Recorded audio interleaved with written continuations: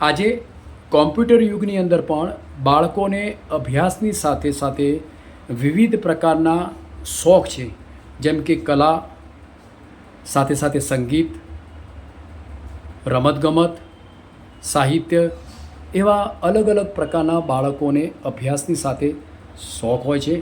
આજે દીકરી કે જે સેન્ટ ઝેવિયર્સની અંદર ધોરણ 11માં અભ્યાસ કરતી દીકરી કે સેજલ રાજેન્દ્રભાઈ લોધા, કે જેને વિવિધ પ્રકારના સરસ મજાના કલાત્મક ચિત્રો જે તૈયાર કર્યા છે, તો વિશેષ તો પહેલાં હું એના ચિત્રોને એક વખત આપણે જોઈ લઈશું કે એને કયા કયા પ્રકારના ચિત્રો તૈયાર કરેલા છે. બેટા, કયા કયા પ્રકારના ચિત્રો બનાવેલા છે આપ મને બતાવો ને. યસ, બરાબરથી એક ચિત્ર બતાવો મને. વેરી ગુડ, ખૂબ જ સુંદર. મને મંડાલા આર્ટ, ઓઇલ પેસ્ટલ કલર અને નેચર પેઇન્ટિંગનો ખૂબ જ શોખ છે. ખૂબ જ વેરી ગુડ, બહુ ફાઇન. આપે પેન્સિલ સ્કેચની અંદર માન્ય શ્રી નરેન્દ્રભાઈ મોદી સાહેબનો પણ સ્કેચ તૈયાર કર્યો છે. ખૂબ સુંદર, વેરી ગુડ, ફાઇન, બહુ ફાઇન. યસ, કૃષ્ણ અને રાધાનું ચિત્ર પણ તૈયાર કર્યું છે. બહુ ફાઇન, વેરી ગુડ, બહુ ફાઇન. કૃષ્ણ ભગવાનનું ચિત્ર તૈયાર કર્યું છે. Very good, fine. Yes, nature ચિત્ર પણ તૈયાર કર્યું છે. બેટા, હું તને એક ખાસ પૂછવા એવું માગું છું કે આજે અભ્યાસની સાથે સાથે આપને ચિત્રકલાનો વિશિષ્ટ જે શોખ છે, શાળાની અંદર પણ આપના જે ગુરુજી જે છે, આપણા ગુરુજી આપના કાર્યની અંદર એવા કયા કયા ગુરુજી આપણને સફળતાપૂર્વક આપને મદદ કરે છે? મને મારા શાળાના આચાર્યશ્રી તથા મારા શિક્ષકો, જેમાં કે ભરત સર, ભાર્ગવ સર અને નિલેશ સર કંસારા, એ શિક્ષકો મને ખૂબ જ અને પ્રોત્સાહનપૂર્વક અને મદદ કરે છે અને મને ચિત્રાત્મક પ્રવૃત્તિઓમાં આગળ પણ લઈ જાય છે. તે બદલ હું તેમનો આભાર પણ કહેવા માગું છું. Very good. દીકરીએ પણ એમના ગુરુજીનો ખૂબ જ શુભેચ્છાઓ પાઠવી. વિશેષ બેટા, દીકરી કે અત્યારે હમણાં એવું તે મને વાત કરી કે માલગઢની અંદર જે કલા ઉત્સવ થયો હતો, એ કલા ઉત્સવની અંદર આપનું કેવું યોગદાન હતું?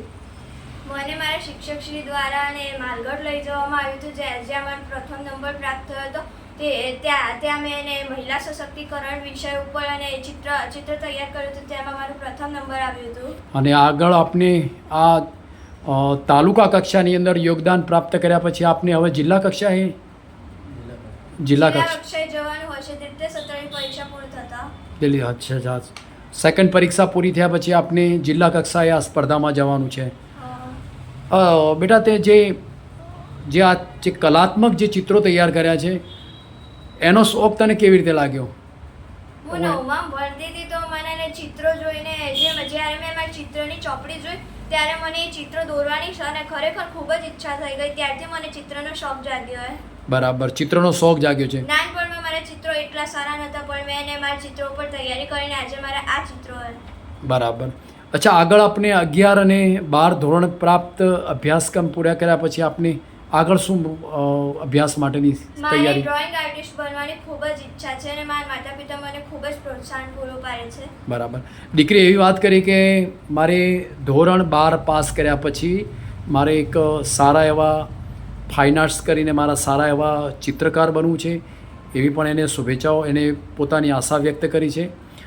દીકરીને પણ હું ખૂબ જ શુભેચ્છાઓ પાઠવું છું કે આપ ચિત્રકલા ક્ષેત્રે ખૂબ જ યોગદાન સારું એવું પોતાના શૈક્ષણિક કારકિર્દીની અંદર પ્રાપ્ત કરી આપ સારા એવા ચિત્રકાર બની એક તમારા સમાજ, પરિવાર અને ડીસા શહેર, જિલ્લા અને રાજ્ય અને દેશનું ગૌરવ વધારો, એવું હું તમને શુભેચ્છાઓ પાઠવું છું.